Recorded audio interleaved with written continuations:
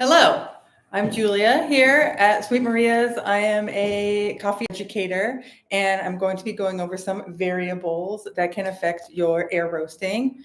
I have Jarrett with me here today, who's running the technical side of things.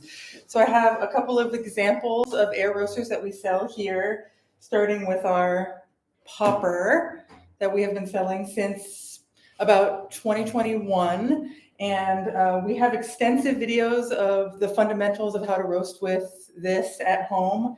And so you can find all of those in our library today. I just kind of wanted to go over some ways to fine tune roasting on air roasters such as this. So we figured some people had received these as gifts over the holidays, or maybe were roasting more frequently because they had friends and family around. So we wanted to show some of the variables that affect the roast and how to improve on roasting. This popper is an air roaster, which means that it uses a hot air source to move the coffee and roast it. It is a very low cost and effective way to get into home roasting if you're interested in it. This is rated for 1200 watts, which I'll be going over watts today. It's an important part of a variable. And it roasts, the settings will automatically have you roast. It's a 10-minute roast, a 7-minute roast with a 3-minute cool down. So running about 7-minute batches in here. And it is controllable, has a fan and a heat setting, as well as a timer, countdown timer. So it is partially, it's manually, you need to manually change the settings, but that is one variable that you have control over here. And one low-cost way to understand better what's going on in the roast chamber is the addition of a watt meter, which we sell here. It can show you the amount of power that is being drawn by the machine. So we have these little watt meters that you plug directly into a wall or socket, and you can plug directly into it. So it can show you in real time the wattage that you are pulling. It also can show you the volts. Wattage being the power that is being drawn. Volts are the power that is supplied to the machine. So this 1200 watt machine, the variables on that wattage depend on a lot of things. I happen to know that this roaster runs a little cooler than that. It's kind of our benchmark that we use in-house for some research and development. And so I've come to know those little quirks about it, and I appreciate it for that reason. So this machine tends to run around 1100 or 1160 watts. And you can find that on the reader when we turn it on. I don't know if you want to come closer. Our watt meter here, I'm showing the live wattage feed, and right now it's at 0. We're plugged into the table, which is the second level from the wall. So one very big variable is the power in your outlet. So depending on where your outlet is located in your house, it may be hotter or colder depending on how close it is to a fuse box. And also newer houses tend to have hotter outlets. They have more power going into them. So this is kind of the second step from the outlet that you can see on the wall. So I will show the reading on it. With the fan on high, with the heat on high, we're running at 1020 here. If I turn down the heat, we'll be drawing less power, and in real time will go down. The reading is now in the 630s. I turned it to the 12 o'clock position. And these readings are important to note. They will definitely help with repeatability of roasts if you start logging these numbers at certain benchmarks and time markers. So let's go back up to all the way. We were at 1026. So I want to plug this directly into the wall, which I am going to assume, since this is closer to the power source, that the amount of wattage will go up.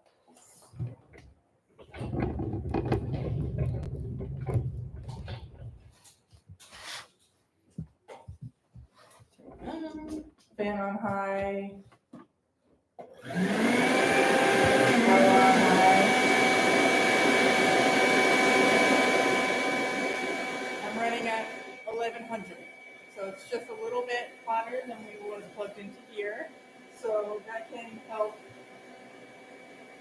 slow down or speed up our roast. If we're finding that 7 minutes is too fast or too slow, we can decide to slow down or speed up the roast depending on which outlet we're going into. And yes, again, the repeatability is nice. If you're finding a coffee that you really like and you're getting really good flavor profiles out of it, you can kind of make a log at times and the time log and watt log, so you can kind of create a recipe by turning down the heat, turning down the fan. So just really great for repeatability in that respect. So another variable would be ambient temperature. These roasters pull from the air that in the environment you're roasting in. So from here, from the fan and bottom, our ambient temperature in this room, when I checked, was 70 degrees, which is pretty warm. The poppers run 1200 watts. They like to be ran at 1200 watts at 60 degrees. So since it's warmer in here, running it at a lower wattage will probably even out that roast variable, which is great. We like that. So another,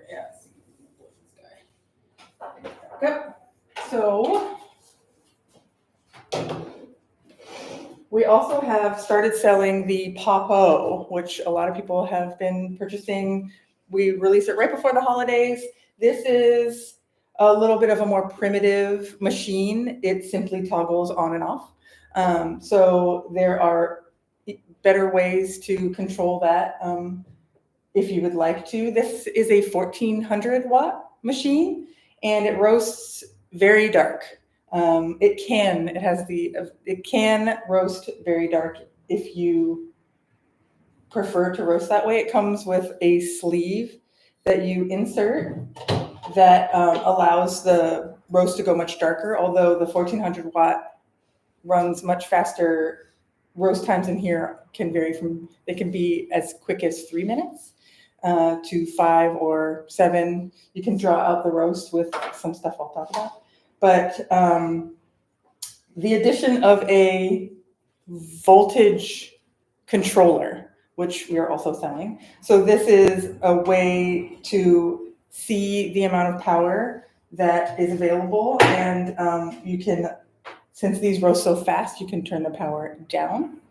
I can show you how this works.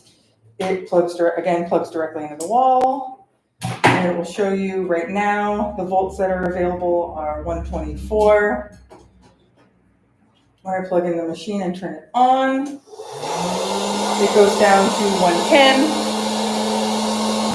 So that's a drop in the available power once you turn it on. And then it has a dial that you can turn down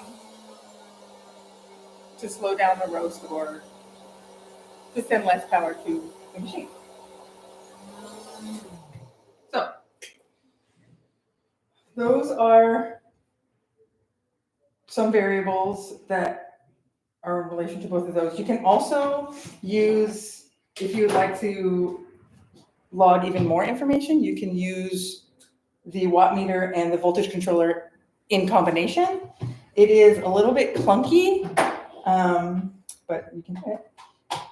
It's a little clunky and also kind of confusing because the displays are opposing. So this one's upside down, this one's right side up. So it is a little clunky, but also shows a little bit more information. You'll be able to, in real time, watch the wattage that you're using and the power as well. which you can plug it into a wall, plug directly into here. So I took some logs with this combination. Thank you. With this combination, I took some readings yesterday with this combination plugged into the table, plugged into the watt meter, plugged into the voltage controller, plugged into the popo. At 3 p.m. yesterday, my wattage here on the table was 1063. And then this morning at 9 a.m., it was 1067. So I happen to know that the power in the Sweet Maria's warehouse in West Oakland tends to go down between 3 and 5 p.m. And so we're at 211. So I imagine we'll be pretty consistent, somewhere between 1063 and 1067, but I can check that now.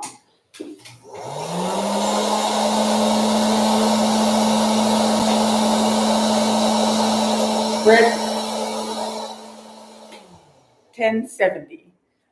So rated for 1400 watts, so that's running pretty cool, but we like that since these tend to roast so fast, it can feel like it's kind of going out of control. So slowing the roast down gives more chance to make a more even roast.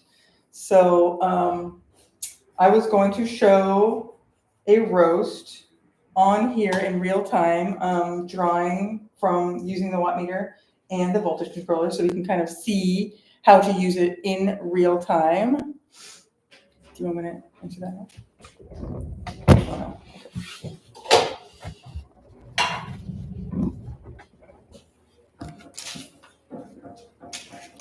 Another variable that can affect your air roaster is your batch size. So the Papo, we recommend using 110 grams, which that is 4 ounces or a quarter pound, which is up from the Popper, which is 85 grams. We recommend 85 grams, which is about 3 ounces. And if you're finding that your roast is going too fast or too slow, you can add coffee or take some away to get better results. Did you want to show from the top or no? Yeah. Okay. So here I have 110 grams of the Honduras Los Andes Doña Teodosa. This is coffee that was released this week, and we're all enjoying it here. So I'm going to load it up.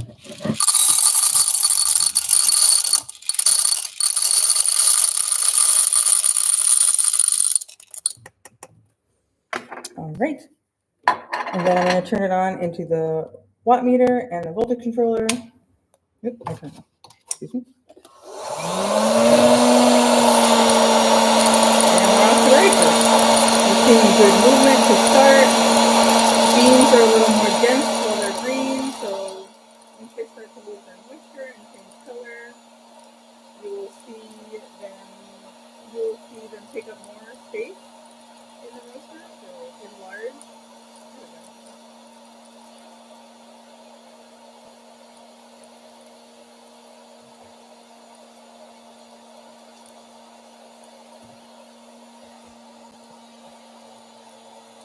Ooh, we're seeing some chipping, unfortunately. Wow. You may be running too slowly because I'm seeing some scorching and the movement has slowed. So maybe I can take out the watt meter.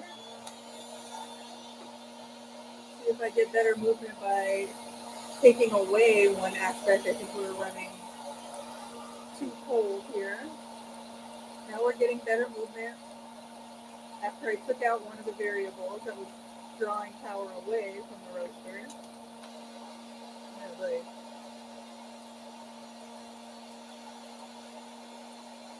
Okay, we're getting some better movement. We're getting some yellowing, which is supposed to occur. We recommend starting on full voltage for the first 2 minutes and then going down to about 105, 2 minutes in.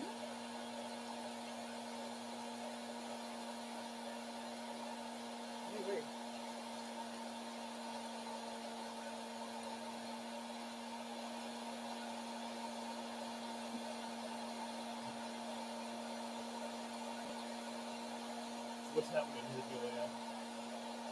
As the coffee's roasting, it's expanding. I'm seeing, I think that we did not have enough power going in initially. So some of those beans kind of lost their movement and scorched in the roaster. So let me try one on the extension cord. We'll turn it down to 105 here.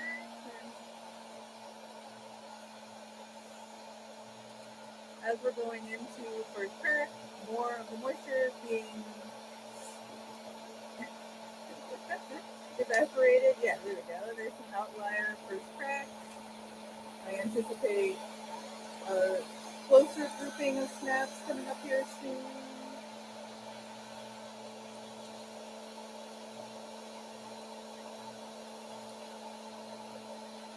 A lot of chaff coming out.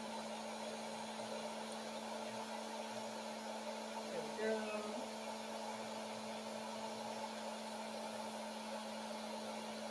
Some stalling. Let me turn the power back up because it seems to be laboring a little bit. There we go. There's some good movement. We like that.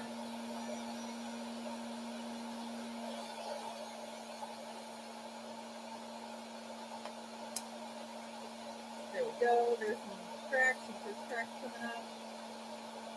Going to be releasing a lot more of the chaff. Expanding quite a bit.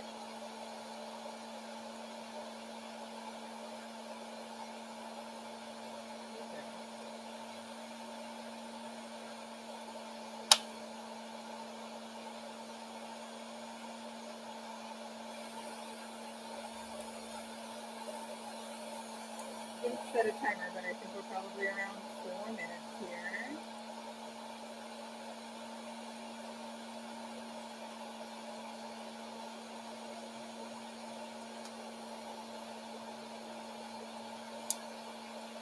Nice.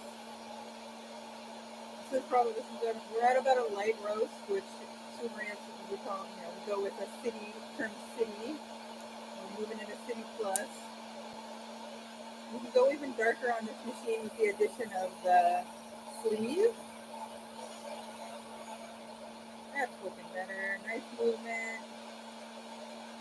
Nice roasty toasty. There we go. Great movement. So we're at 107, 108, toggling back and forth.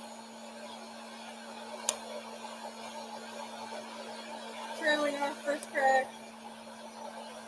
I think I'm going to call this roast here. Bump it. Moving tray. Yeah. Go. You can use the box that the Papo came in as a chaff collector. You just cut off the tabs. You can just balance it right on here. That's a nifty little trick. It does send off a lot of chaff. And then be careful not to let the chaff get sucked up into the fan. This machine is drawing from ambient temperature from the bottom of the machine here, so be careful to make sure that that's clear. So I think that we were not running enough power into that roast. Yes. So we kind of saw that it was at the high 1000s. And since this is it's possible to go up to 1400 watts. I probably should have plugged directly into the wall. I would have thought that it was going to run a little too fast. And so another variable, in that case, I was planning on plugging into a 100-foot extension cord. This is another way to slow down your roast if it's going too fast. Going outside and roasting, if you're roasting in the garage, roasting on the patio, it's okay. Will definitely slow a roast down. We weren't really having that problem today, which is opposite to what I would have thought. But if you are finding that a roast is going too fast, you can slow it down by going outside, drawing in a cooler temperature, cooler ambient temperature, and also plugging directly into plugging into an extension cord that will slow everything down. It just takes longer for the power to go through everything. So what do you want me to diagnose that one? Yeah, just explain exactly what you did. Yeah, okay. So I was hoping to do another roast, but I don't think we need to slow it down any. I could do one and speed it up into the wall, but I'm curious to see, I took this out in the middle, which is not ideal, but this was causing a dip in the power supply. But I wanted to check the reading on here versus the wall. This was, again, 10:30, and if I plug into the wall,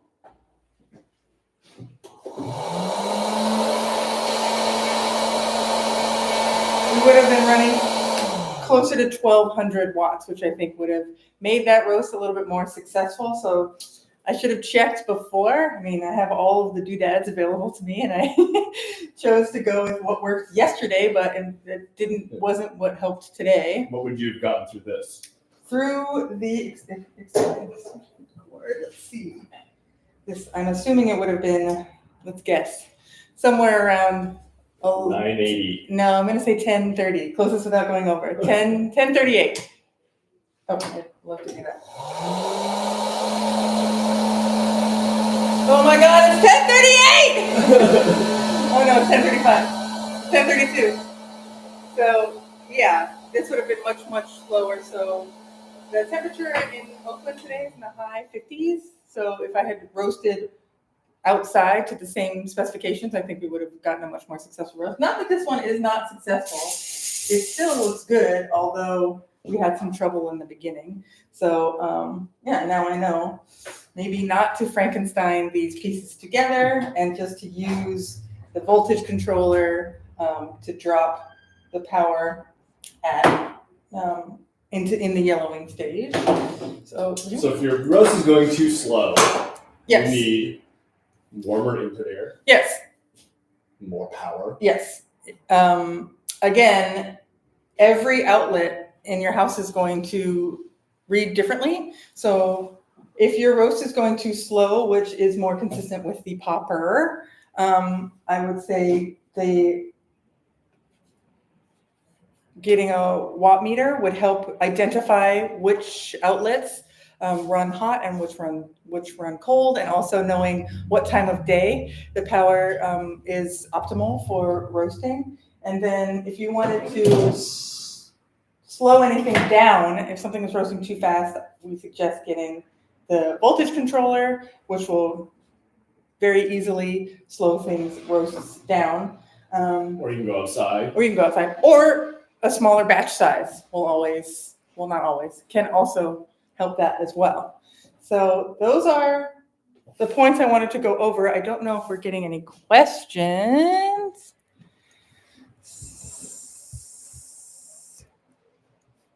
Not really. Tom did make a guide that will show you, we kind of showed what some good and some bad movement is in the Popo. We saw both. We saw both. We saw some bad movement where the coffee was not moving, and that was causing scorching because the beans were sitting in the sleeve, against the hot sleeve. So there is a video that shows proper movement in a popper, but it can also be for a Popo.